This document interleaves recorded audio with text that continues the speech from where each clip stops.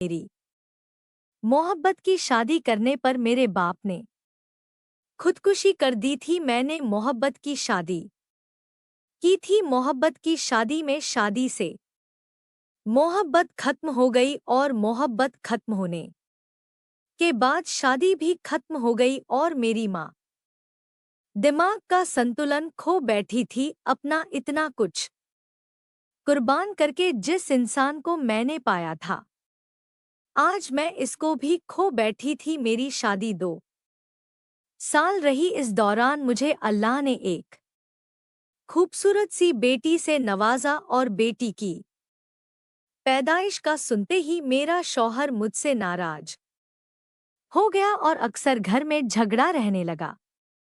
मुझे अब मेरे रिश्तों की कदर होना।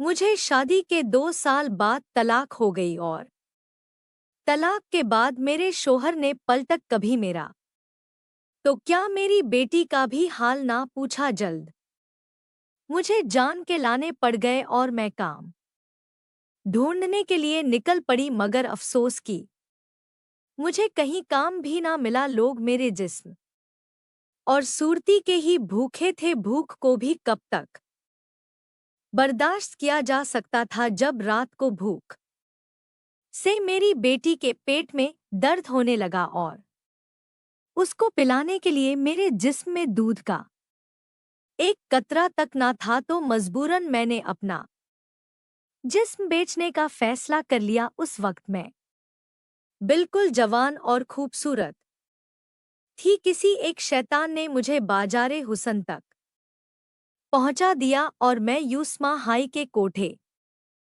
पर काम करने लगी। मेरे हालात का सुनकर इसको भी मुझ पर आने लगा। वह सिर्फ मेरे डांस के पैसे से हिस्सा लेती और अपना जिस्म बेच के मैं जो भी कमाती इसमें से कुछ भी ना लेती। जब मेरा काम चल निकला तो सबसे पहले मैंने एक घर किराए पर लिया। उसमें एक मुलाज को रखा जो रात को मेरी बेटी का ख्याल रखती और सुबह फजर की अजनों के साथ ही मैं घर पहुंच जाती। जब मेरे हालात कुछ बेहतर हुए तो मैंने अपनी माँ को भी अपने पास बुला लिया। उनका दिमागी तवज़न ठीक नहीं था। रात को उनको मैं एक कमरे में बंद करके काम पर जाती और सुबह आके उनको निकालती। जब मेरी बेटी मैट्रिक में थी तो उसको मुझ पर शक हुआ और उसने मुझसे मेरे काम के मुतालिक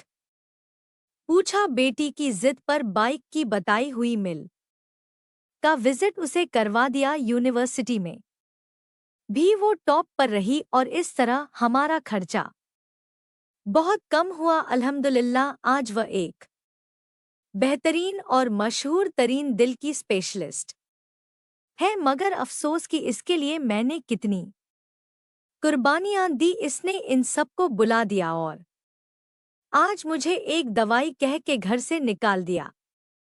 मैंने बेटी को मारना चाहा लेकिन पता नहीं क्यों मैं इसकी जान ना ले सकी और आज सोचती हूँ कि काश उस वक्त उसकी जान ले लेती। आज मेरी माँ मर चुकी है और मैं अपनी माँ को दिए गए दुख की सजा काट रही हूँ और आज मैं उस घड़ी को बहुत पछताती हूँ।